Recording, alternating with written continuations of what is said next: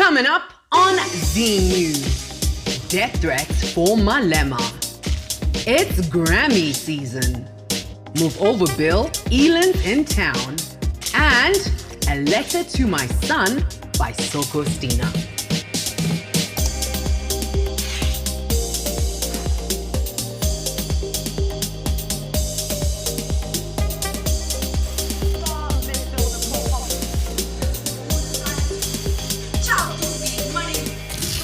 We're kicking off the show tonight, Mzansi, with things getting a little bit heated for the EFF president, Julius Malema, after he has been getting some death threats. Right now, what happened was the EFF supporters went down in Brackenfield in Cape Town, and they actually started getting into clashes with police, and the police started using some rubber bullets and some tear gas, and it all became nasty, all over a racism allegation that was happening at a school there. So as the president of the party, he did come out and give his 2 cents about it and say, listen, this is not back in apartheid times where we were too afraid of you police. We will come for you. We will hunt you down.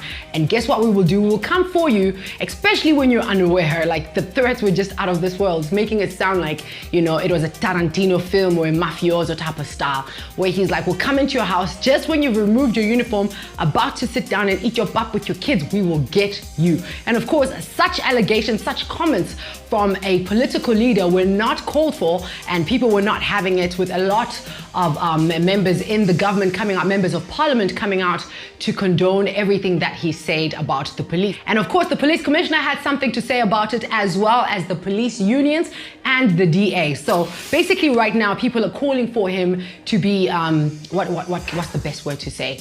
To be reprimanded, or basically, you know, just maybe fined or something, because you can't just make such allegations, you can't just make such threats against a government entity like the police. Now, shortly after his comments, he began receiving some death threats, and he posted one of these death threats onto his social media pages, and that just activated everybody coming in, and they say, listen, if you do touch him, we will not have it. We will also retaliate. We're not going to let you do what you did to Steve Biko back in the 70s, nor will we allow you to do what you did in the 90s to Chris Honey, who was an incredible leader, vibrant, young, dynamic one, who just basically had the original spirit that Malema has, but, you know, in a more diplomatic way. And they say if you try any of that with Malema, it's not going to work out. Anyway, you know, we're going to keep our eye on the story, and we'll keep you informed on what's happening with the death threats and Malema.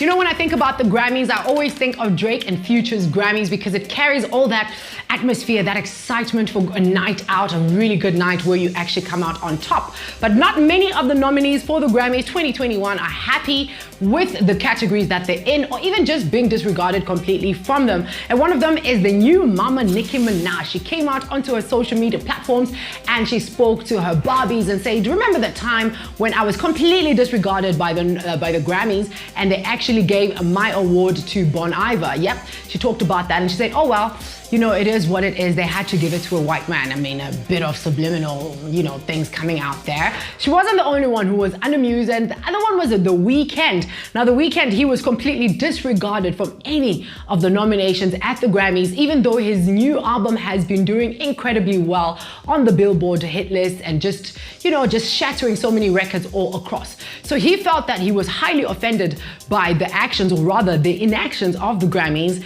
when they completely disregarded his new album. And he said that they definitely owe him an apology. They owe the fans, as well as the music industry, a reason as to why they're acting like this. They need some transparency. And also, Justin Bieber, his fellow Canadian, also came out and said, listen, Grammys, thank you so much for nominating me. I really am happy. Please don't think that I'm out here to complain. You know, he's a bit passive. He's a bit more well-mannered than the other guys. And he said that even though you did nominate me in a pop album category, my album was not pop.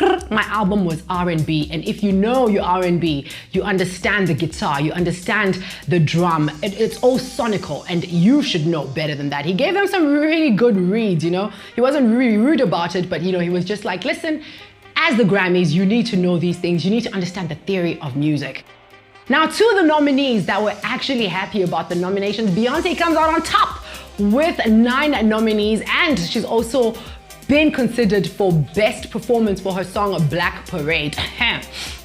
I mean, listen, at the end of the day, I feel like some of Beyonce's songs, you know, they take some time for, you know, to build up on you, and it's okay. Like, many artists go through that sort of situation. But Black Parade, for it to be nominated. Hi guys, I mean, honestly, at the end of the day, we know that Black Lives Matter is what's happening and people are they're opening up the industries to acknowledge everyone. Black Parade.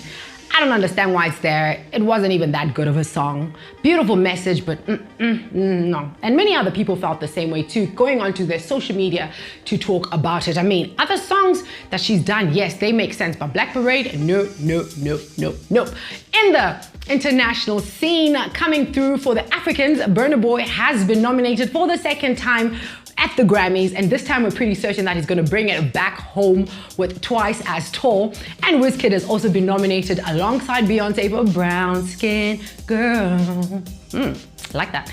Anyway, it just made me think of all the comments that these artists are making, and I just sense a spirit of entitlement going on about them. Like, listen, are you making music because you want to win the accolades? And there's really nothing wrong with that. I mean, people are out there, they're competitive and everything. Or are you making music because you enjoy making music and it's your passion and you're getting paid for it? I mean, there's no issue with that.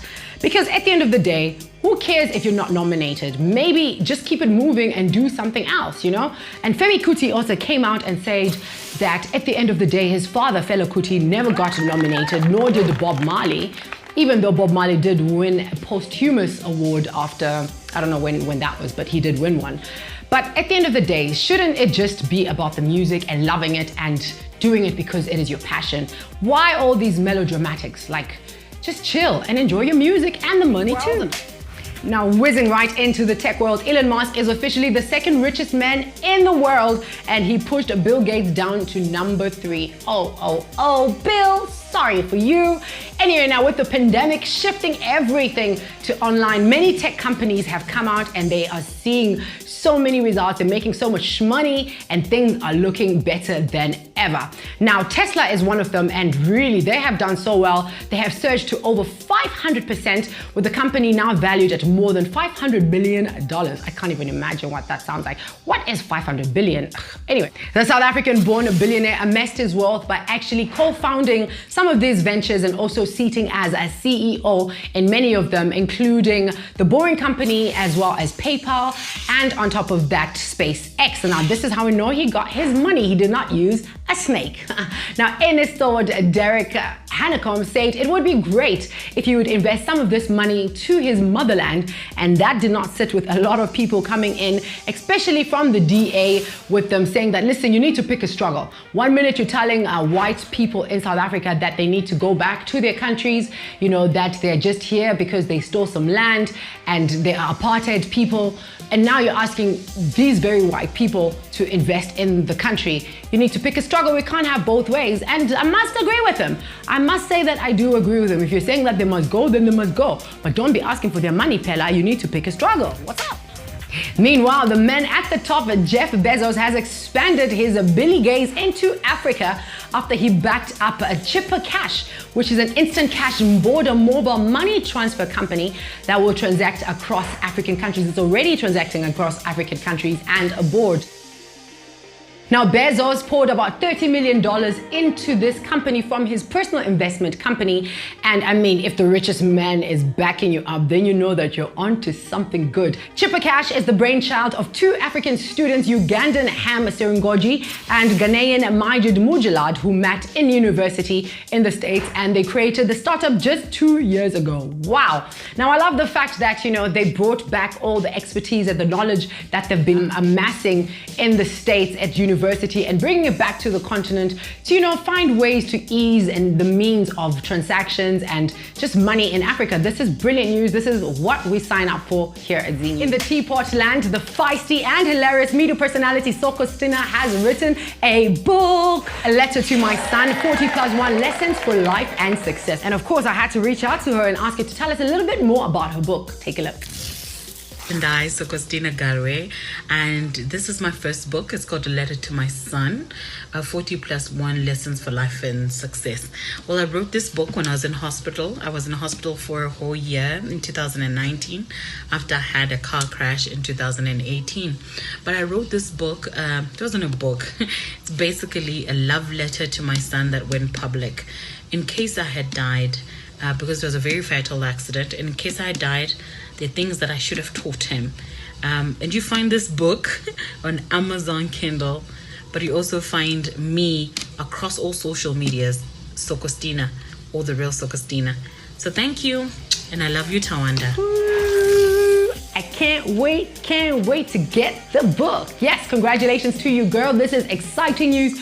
Very different. We love this. We love people reading. Keep bringing the books. Well, I came and I saw and I conquered. Thank you so much for hanging with me. I'll be back again next week with more news for you. If you did enjoy the show, please hit the like button. And if you want to see more shows like this, more episodes like this, because the show is all the same, then hit that subscription button and hit the bell as well so that you don't miss out and then you start apping me and asking how far with the show when it's really out there but you didn't put the button.